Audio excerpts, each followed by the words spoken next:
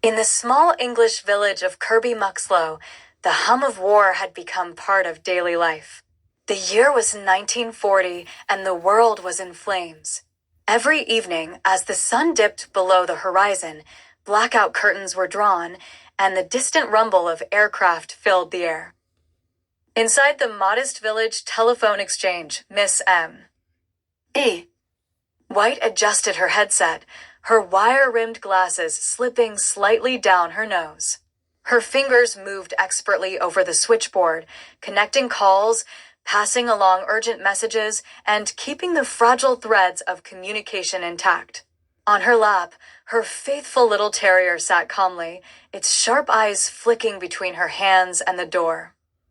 Miss White had been the village's operator for years, a familiar voice to all in Kirby Muxloe. She knew everyone. The farmer needing a vet, the shopkeeper chasing a delivery, the mother anxiously awaiting news from her son at the front. She had heard the heartaches, the joys, and the everyday worries pass through her lines. But tonight, something was different. The air raid sirens wailed suddenly, shrill and heart-stopping. Miss White felt her breath catch, but she remained in her seat. She had been trained for this, and though fear prickled at the edges of her mind, she reminded herself that the village depended on her. The telephone lines had to stay open. People would need help. The first bomb hit the edge of the village, a low, thunderous boom that shook the exchange building. The dog yelped, scrambling closer, but Miss White calmed it with a soft word, her fingers never leaving the plugs and wires. She could hear distant shouting, the crackle of flames. The next explosion was closer. Suddenly, the windows shattered inward with a deafening crash, sending shards of glass flying through the room. Miss White raised an arm instinctively, feeling the sting of sharp edges against her skin. The dog barked frantically, but Miss White, heart pounding, reached out to steady the trembling animal, whispering, "It's all right, love. We're all right." The lights flickered, then dimmed, but the board remained lit. Calls came in thick and fast, fires breaking out, injuries reported, families separated in the chaos.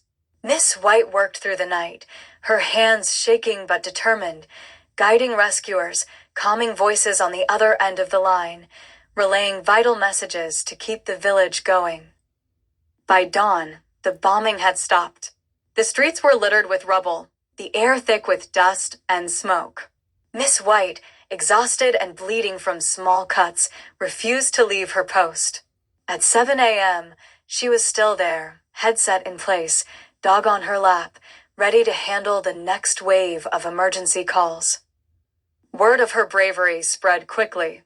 Neighbors spoke of the calm, unwavering voice that had helped coordinate rescue efforts, the operator who had stayed when others fled, the woman who had put duty above personal safety. The officials took notice. Weeks later, Miss White stood before a small gathering, the British Empire medal pressed into her hand. She felt a blush rise to her cheeks as the village cheered, but inside, she knew she had only done what was right, what anyone would have done, she told herself humbly. Years passed, but the story of Miss White remained part of Kirby Muxloe's memory. Children grew up hearing of the night the bombs fell, and the brave woman who kept the village connected through it all. And in the quiet moments, Miss White would sometimes sit in her little exchange room, petting her loyal terrier, looking at the medal on the shelf, and thinking not of medals or honors, but of the people she'd helped, the voices she'd steadied, the lives she'd touched. She had simply done her part, and that, she believed, was enough.